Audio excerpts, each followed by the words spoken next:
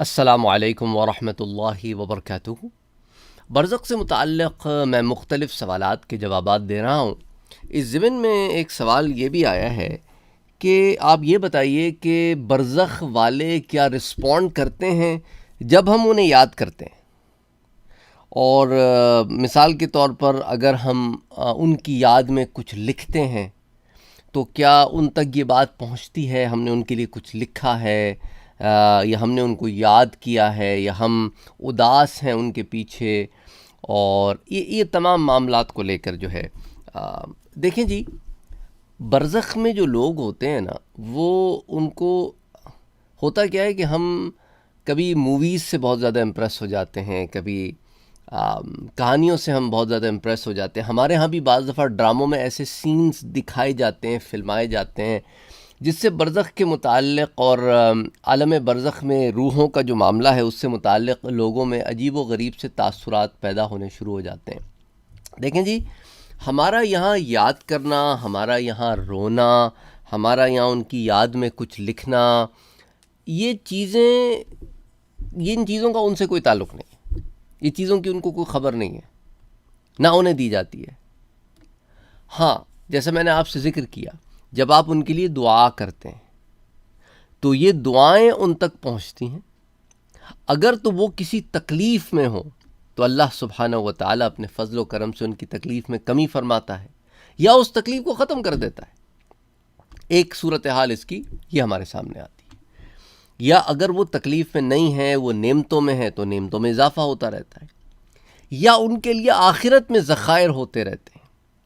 کہ میں نے آپ سے ذکر کیا تھا حدیث مبارکہ ایک پہلے بھی کسی درس میں، کہ ایک شخص جنت میں داخل ہوگا اور جنت میں اپنی نعمتوں کو دیکھ کر حیرانی کے عالم میں چلا جائے گا، اور اپنے رب سے کہے گا کہ باری تعالیٰ، میرے تو یہ اعمال ہی نہیں تھے، مجھے اتنا کیسے نواز دیا گیا؟ تو رب تعالیٰ فرمائے گا کہ یہ ان دعاؤں کا صلہ ہے جو تیرے پیچھے تیرے چاہنے والے کرتے تھے، تو یوں اسے عطا ہو جائے گا۔ تو ایک تو یہ معاملہ ہو گیا کہ جب آپ دعا کرتے ہیں تو وہ دعائیں ان تک پہنچتی ہیں، وہ دعائیں انہیں تحفتاً دی جاتی ہیں، اور انہیں جب تحفے دیے جاتے ہیں تو انہیں یہ بتایا بھی جاتا ہے کہ یہ تحفہ تم تک کس نے پہنچایا ہے۔ تو آپ کا ذکر خیر ہوتا ہے، وہ خوش ہوتے ہیں کہ ہمیں ہمارے اپنوں نے یاد رکھا۔ لیکن وہ دنیا والا معاملہ نہیں ہے کہ جیسے دنیا میں ہم کہیں چلے جاتے ہیں تو جدائی کا شکار ہو جاتے ہیں اور پھر رونے بیٹھ جاتے ہیں، یا پھر کوئی گریہ کرتے ہیں، گریہ و زاریہ کرتے ہیں۔ اس طرح کا معاملہ برزخ میں کوئی نہیں ہے۔ ہاں، برزخ والے یاد کرتے ہیں ان سینس کے دعا کرتے ہیں، تو اس پر میں آپ کو درس پہلے دے چکا ہوں، برزخ کی سیریز میں، برزخ کی زندگی میں، عالم برزخ میں مختلف پلے لسٹ موجود ہیں۔ اچھا، اب اس کے علاوہ اب یہ معاملہ ہے کہ جب آپ ان کے لیے کوئی ایصال کرتے ہیں تو وہ بھی انہیں تحفتاً دیا جاتا ہے، کیونکہ آپ نے کوئی نیک کام آگے بھیج دیا ہے۔ دیکھیں، صالح اولاد نہ ماں باپ کے لیے صدقہ جاریہ ہوتی ہے، یا کوئی نیک عمل وہ کر جائیں جو صدقہ جاریہ ہو، یا کوئی ایصال کر دے کوئی نیک کام، وہ بھی انہیں تحفتاً دیا جاتا ہے۔ اچھا، ان کے لیے کوئی صدقہ جاریہ آپ کر دیں، انہیں اپنی زندگی میں موقع نہیں ملا تو ان کے جانے کے بعد آپ کوئی ایسا کام کر دیں جو ان کے لیے صدقہ جاریہ ہو جائے۔ مثال کے طور پہ کسی یتیم کی کفالت ہو گئی، مدارس میں بچے تعلیم لے رہے ہوتے ہیں، ان کو آپ نے اسپانسر کر دیا، تو دین کی تعلیم حاصل کر کے وہ شخص جب آگے نکلے گا، جہاں جہاں دین پڑھائے گا، جب تک اس کے پڑھائے سے دین پھیلتا رہے گا، وہ صدقہ جاریہ اس شخص کے لیے جس کے لیے ایصال کیا گیا ہے۔ آپ نے کتب خانے میں کوئی کتابیں دے دیں، مدارس میں کوئی کتابیں دے دیں، لائبریریز میں کوئی کتابیں دے دیں، کسی بچے کی تعلیم کا انتظام کر دیا، تو وہ جب تک علم کا وہ عنصر رہے گا، اس سے تعلیم آگے فروغ پاتی رہے گی، اللہ کے حکم سے آپ کو اجر و ثواب ملتا رہے گا۔ کسی مسجد کی تعمیر میں آپ نے ایصال کی نیت سے پیسے دے دیے یا کوئی مدد کر دی، تو جب تک مسجد قائم و دائم ہے، اس میں نمازی نماز قائم کر رہے ہیں، آپ کے حصے میں ثواب آتا چلا جا رہا ہے۔ آپ نے کہیں کوئی کنواں کھدوا دیا، اس کنویں سے لوگوں کو فائدہ ہو رہا ہے، پانی مل رہا ہے، تو جب تک اس کنویں سے سیرابی ہوتی رہے گی، آپ کو اجر و ثواب ملتا رہے گا۔ بہت سارے ذرائع ہیں۔ محلے میں لوگ ہوتے ہیں جن کو مدد کی ضرورت ہوتی ہے، آپ ان کی مدد کر سکتے ہیں۔ اور جب آپ ایصال کریں نا تو کسی کو بتانے کی ضرورت نہیں ہوتی کہ یہ میں آپ کی ایصال کے پیسے سے مدد کر رہا ہوں. یہ ہمارے پاس کبھی کبھی لوگ جو ہے نا اپنی معصومی میں بیوقوفیاں کر جاتے ہیں، تو اس سے نا دوسرے کو تکلیف ہو سکتی ہے.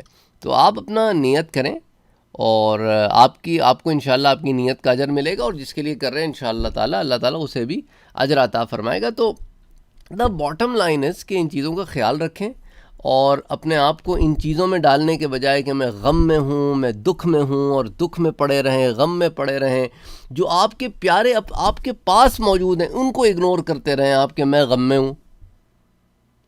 تو اس کے بارے میں بھی یاد رکھیں کہ یہ نعمتیں ہیں جن کے بارے میں سوال ہوگا کہ اللہ نے تمہیں نعمتیں دی تھیں، اللہ نے تمہیں رشتے دیے تھے، اللہ نے تمہیں چاہنے والے دیے تھے، وہ جو تمہارے اطراف و اکناف لوگ موجود تھے تم ان کو چھوڑ کر ان لوگوں کے لیے ہی پڑے رہے.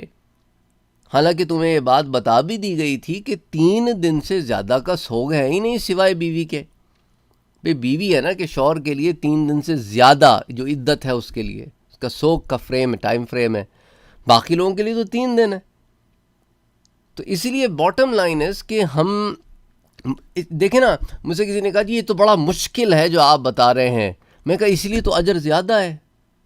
اگر کام آسان ہو تو مسئلہ کوئی نہیں، ہر کوئی کر لے. کام مشکل ہے اس لیے اللہ نے کہا کہ ان اللہ مع الصابرین، کہ بالتحقیق اللہ جو ہے وہ صبر کرنے والوں کے ساتھ ہے. تو اللہ سبحانہ و تعالیٰ کہہ رہا ہے کہ میں آپ کے ساتھ ہوں اگر آپ صبر کرو، اور آپ کہہ رہے ہیں نہیں میں نے صبر نہیں کرنا. صبر کا دامن نہیں چھوڑنا. یاد رکھو وتواصوا بالحق وتواصوا بالصبر، جو حق کے اوپر بھی جمے رہے اور صبر کے ساتھ بھی جمے رہے. تو جمنا جو ہے نا یہ بڑا کام ہے، یہ جمے رہنا اس سے بڑا کام ہے. جمنا ایک کام ہے اور جمے رہنا ایک کام ہے.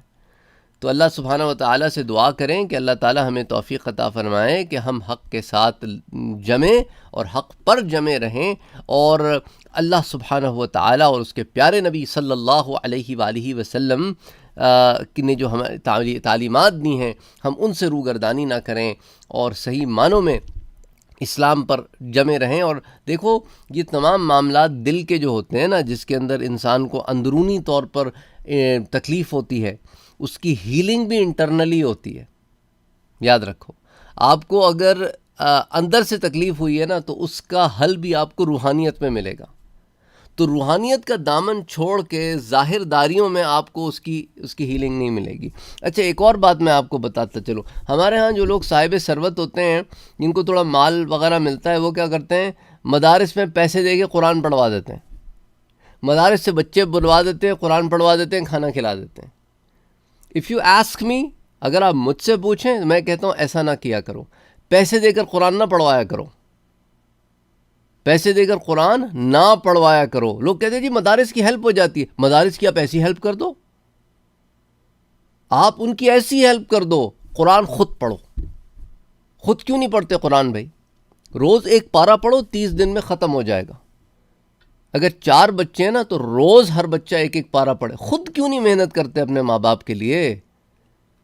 مدارس سے بچے بلاتے ہیں، وہ 100 بچے آ جاتے ہیں، وہ ایک دن میں 5 قرآن ختم ہو گئے، 10 قرآن ختم ہو گئے، کھانا کھلایا اور پھر بھول گئے، ختم ہو گئی بات.